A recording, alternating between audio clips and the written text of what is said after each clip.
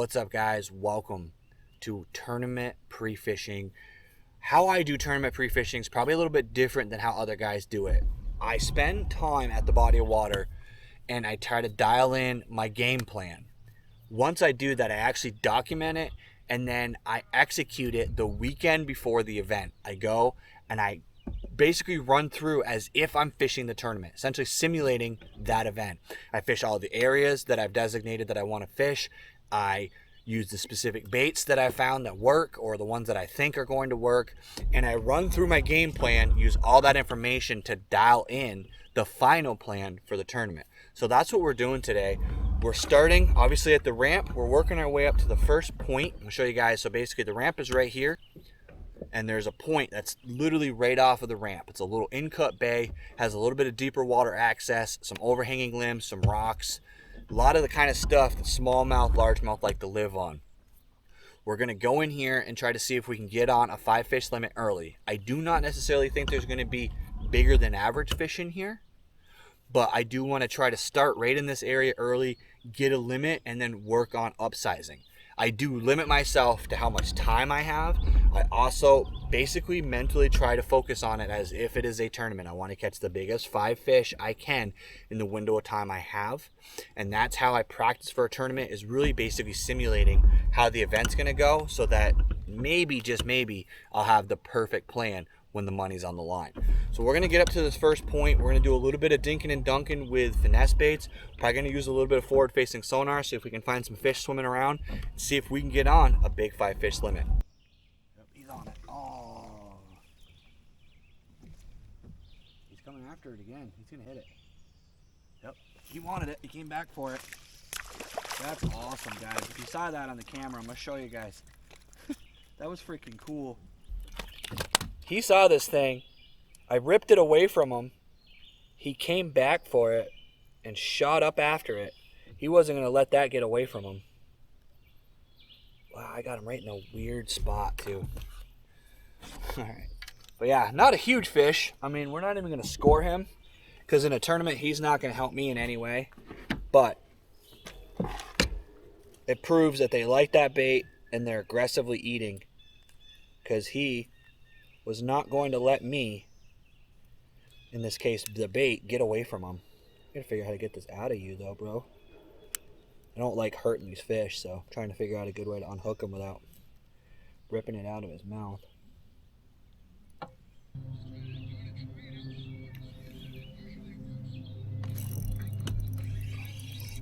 Finally.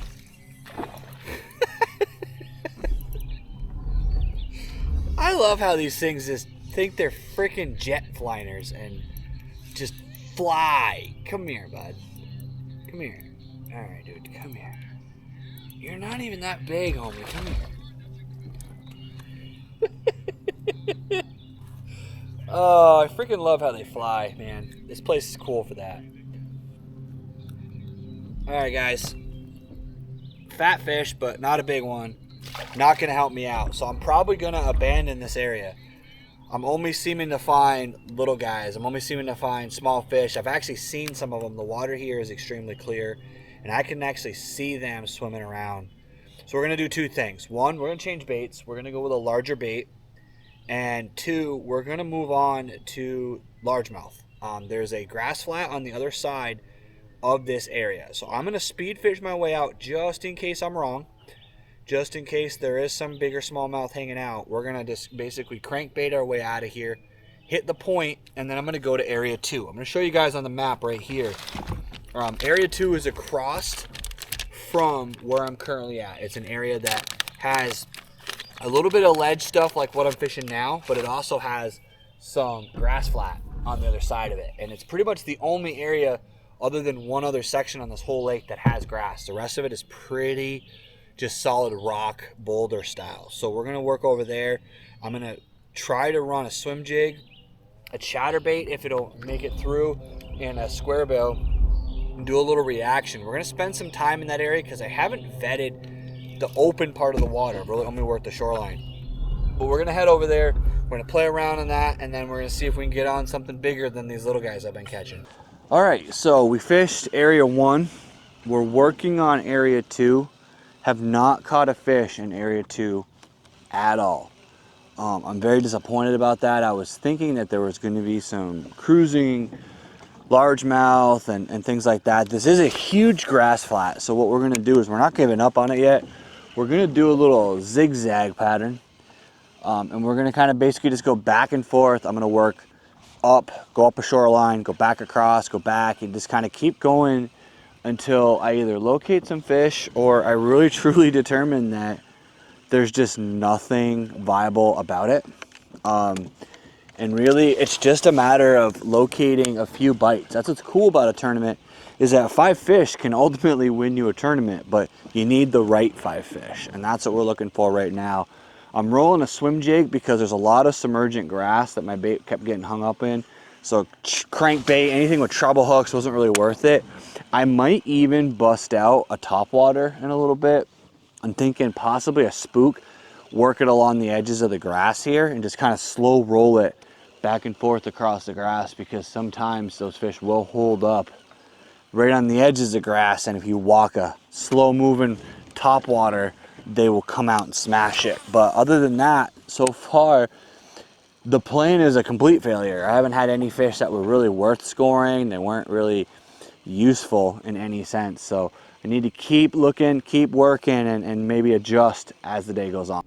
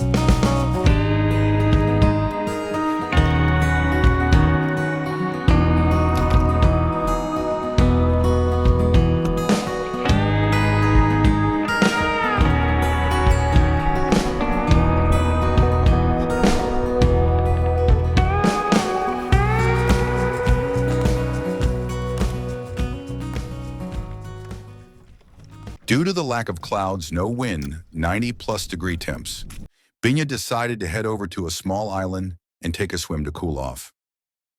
Come on, Binya, no one wants to see your pasty white dad bod.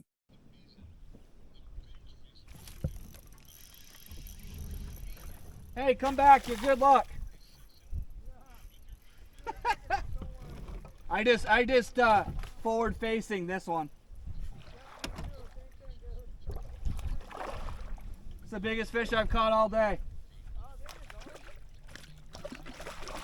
Hey, calm down, homie. Calm down, bro. Oh, you already spit it out for me. Good job. Yeah, he's probably 14, maybe. Let's find out.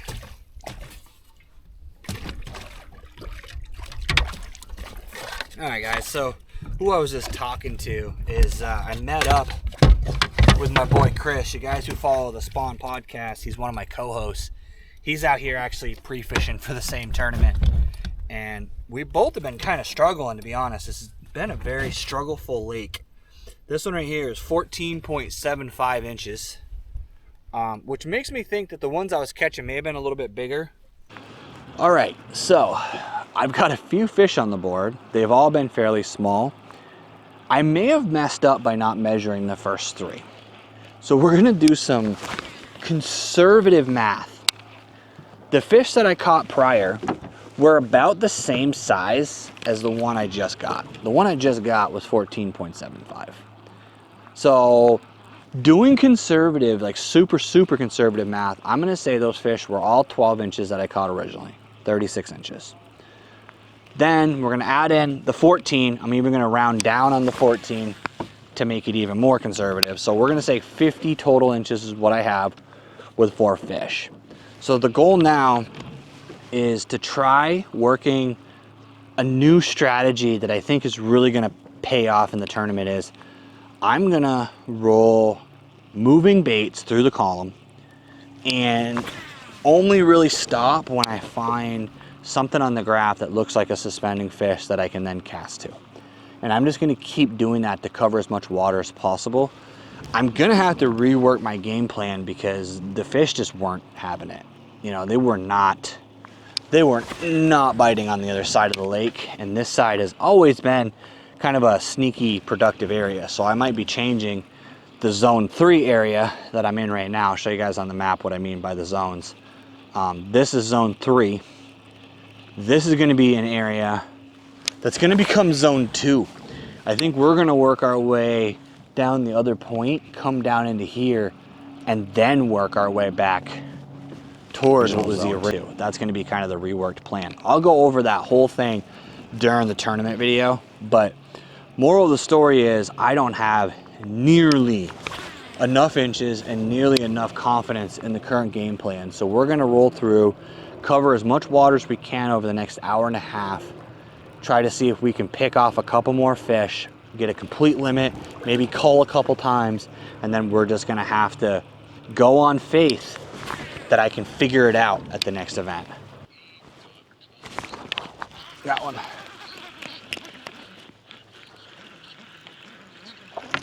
No, don't be jumping. Don't you be jumping. Okay.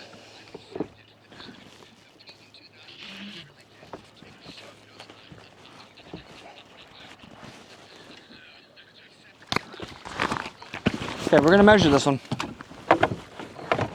I've had way more success over here than I did on the other side, so this area might be totally different than I thought it was. Okay. Okay. Let's the pliers ready just in case I need to. Alright, so this fish is basically the same size as a lot of the other ones that I was catching on the other side. So it'll be a good numbers check here. He's actually, yeah, 12 and a half. So 62 and a half is my 5 fish current limit. Got that one on the square bill, so that's a good sign that my game plan is going to work. Is I can just roll through, fish a square bill, and then when I see those big marks, cast to them. But yeah, that's not 62 is not a huge number, so we need to cull that one. So we're going to say our smallest is 12 inches. I'm actually going to write these down, but basically I got 3 12s, a 12 and a half, and a 14 is what we're going to call it. So we're 62 and a half. My rough math, I could be completely off on that, but not awful. And we're going to keep working our way around and see if we can find something to cull out those smaller fish to close out this day.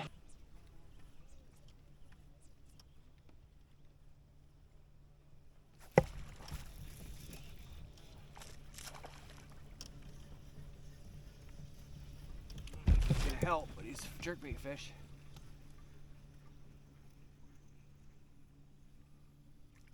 I got him hooked all kinds of weird. Yeah, he's just a little guy. Like a freaking buzzsaw. Alright, let's do this then. Let's get this one out of you first. It's a little guy. I'm trying to figure out a good way to get him unhooked because these jerk baits sometimes can be real dangerous. But just a little guy.